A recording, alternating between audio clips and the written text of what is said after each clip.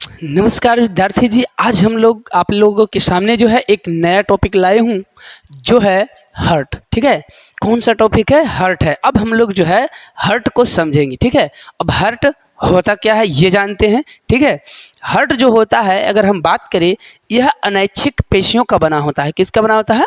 Hurt अनैच्छिक पेशियों का। क्या बात करें हमने? तो यदि बात करें हम हृदय के, तो हृदय क्या होता है? अनैच्छिक पेशियां से बना होता है। अनैच्छिक, अनैच्छिक, ठीक है, पेशियों का बना होता है। अनैच्छिक पेशी मतलब जानते हैं क्या होता है? अनैच्छिक मतलब होता है जिस पर मानव मस्तिष्क का नियंत्रण नहीं होता है, उसको अनैच्छिक कहते हैं। ठीक है, ठीक। अब इसका नियंत्रण किसके द्वारा रहता है? तो ये सभी पॉन्स के द्वारा नियंत्रित होता है। ठीक है, चलिएगा समझिएगा। तो इसे अनैच्छिक पेशियां कहते हैं। क्या कहेंगे? अनैच्छिक पेशियां। अब यह जो है एक पंप के तरह कार्य करता है। किसके तरह? पंप के तरह कार्य करता है। कैसा कार्य करेगा?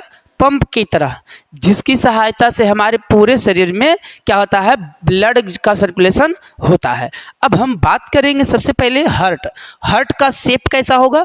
तो मुट्ठी के समान होता है। कैसा होता है?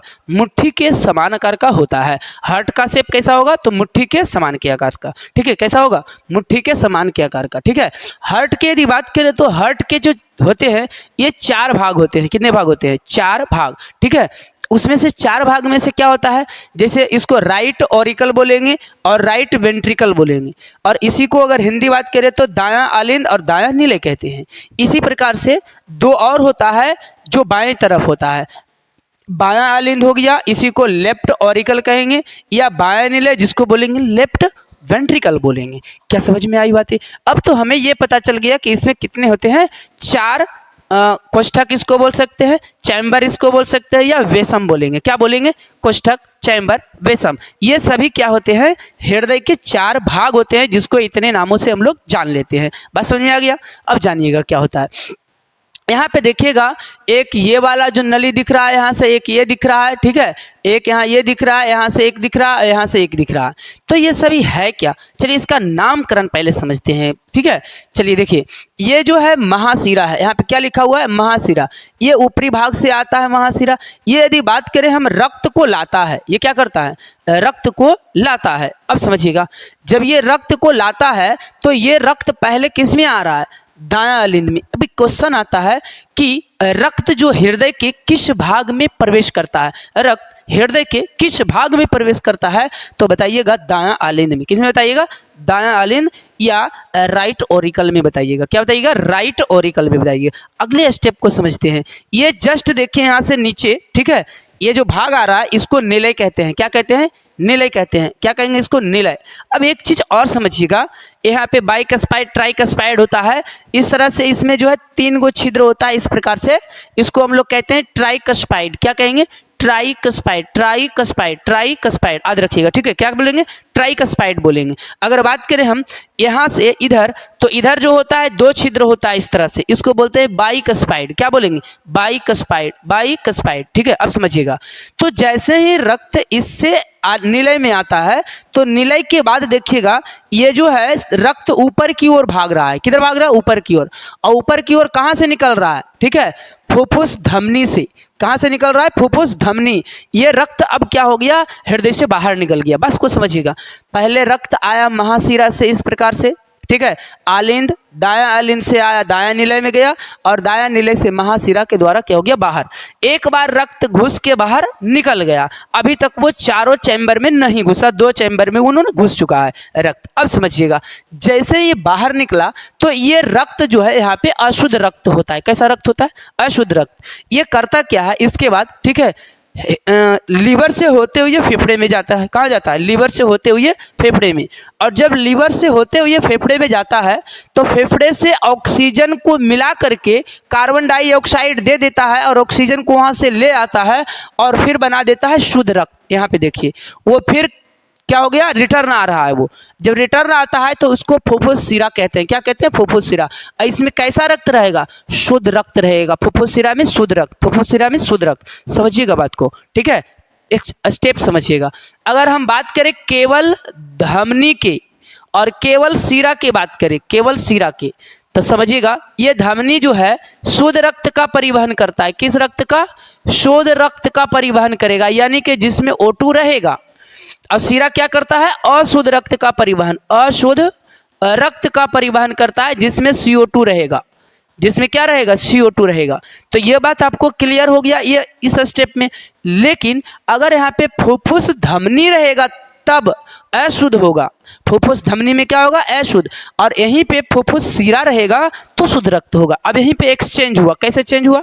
हमने बोला ठीक है फुफ्फुस धमनी, तो जब धमनी है तब फुफ्फुस लगल है, इसमें शुद्ध था, इसमें अशुद्ध होगा। कैसा होगा? अशुद्ध होगा। अब यहीं पे देखिएगा फुफ्फुस सीरा, फुफ्फुस सीरा बोलिएगा। अब फुफ्फुस सीरा जब बोलेंगे ना तो इसमें रक्त कैसा होगा? शुद्ध रक्त होगा। कैसा रक्त होगा? शुद्ध रक्त होगा। कैसा रक्त हो जाएगा? शुद्ध रक्त। ये चीज क्लियर हो गया होगा अब तक में। अब आइए यहाँ समझते हैं। ये बात करें हम इस भाग के, तो यहाँ से रक्त इधर से आया, आलिन, आलिन से निलय, दायां आलिन से दायां निलय, दायां निलय से होते हुए बाहर हो गया फुफ्फुस धमनी के द्वारा। फिर हमने बोला कि यहाँ के बाद जो है ये रक्त जो है कहाँ से कहाँ जाएगा? तो लीवर में। कहाँ जाएगा? लीवर में। और लीवर से कहाँ जाएगा? लंग्स में। कहाँ जाएगा? लंग्स में। और लंग्स से फिर कहाँ से होते हुए आएगा?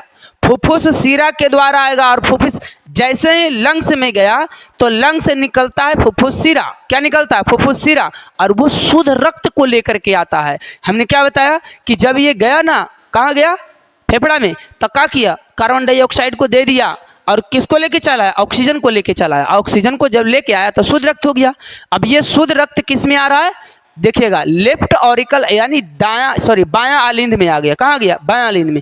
और जैसे ही ये बायां आलिंद में आएगा तो बायां आलिंद के से जो है बाइकस्पाइड के द्वारा, इसको बाइकस्पाइड कहेंगे, बायां निलय में आएगा जिसको लेफ्ट वेंट्रिकल कहेंगे। क्या कहेंगे? लेफ्ट वेंट्रिकल कहेंगे। तो ये रक्त जैसे ही बायां निलय में आता है अर्थात लेफ्ट वेंट्रिकल में आता है, तो लेफ्ट वेंट्रिकल में आने के बाद देखिएगा ऊपरी भाग वाला से कहाँ से निकल रहा है? महाधमनी से। अब महाधमनी से जो निकलेगा रक्त वो कैसा होगा? शुद्ध रक्त। इस रक्त को कहाँ भेजेगा? शरीर में। कहाँ भेजेगा? शरीर में। तो यहाँ से जो रक्त निकलेगा वो रक्त कैसा रहेगा? शुद्ध रक्त होगा। और ये रक्त फिर कहाँ जाएगा? शरीर में। कहाँ जाएगा? शरीर में। मतलब अब ये जो रक्त है पूरे शरीर में क्या हो जाएगा? फैल जाएगा।